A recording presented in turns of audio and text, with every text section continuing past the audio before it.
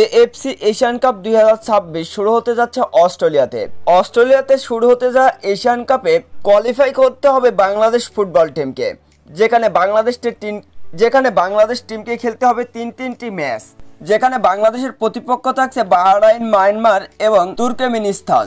বাংলাদেশকে Asian cup খেলতে হলে অবশ্যই দুইটা ম্যাচ জিততে হবে। আর এএফসি এশিয়ান কাপের প্রথম ম্যাচে অবশ্য আগামীকাল 29 জুন মাঠে নামছে বাংলাদেশ নারী ফুটবল টিম এবং বাহরাইন নারী ফুটবল টিম। বাহরাইনের বিপক্ষে অবশ্য জয়ের জন্য মুখিয়ে আছে বাংলাদেশ নারী ফুটবল টিম। সেই সাথে অবশ্য বাংলাদেশ দ্বিতীয় ম্যাচে আগামী 2 জুলাই মাঠে নামবে মায়ানমারের সাথে। মায়ানমারের বিপক্ষে অবশ্য জয় তুলে নিতে অবশ্য নিজেদের দ্বিতীয় ম্যাচে মাঠে নামবে বাংলাদেশ নারী football team.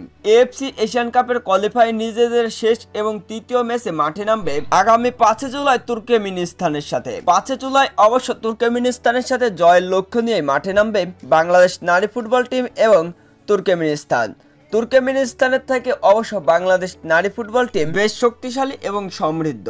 AFC Oman Asian কাপের অবশ্য কোয়ালিফাই নিজেদের প্রথম ম্যাচে বাহরাইন ফুটবল টিমের বিপক্ষে মাঠে নামবে বাংলাদেশ নারী ফুটবল টিম। আগামীকাল 29 জুন সন্ধ্যা 6:30টায় অবশ্য মাঠে নামতে দেখা যাবে এই দুই ফুটবল টিমকে।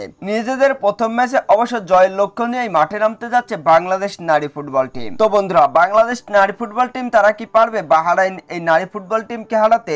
অবশ্যই কমেন্ট বক্সে জানাবেন।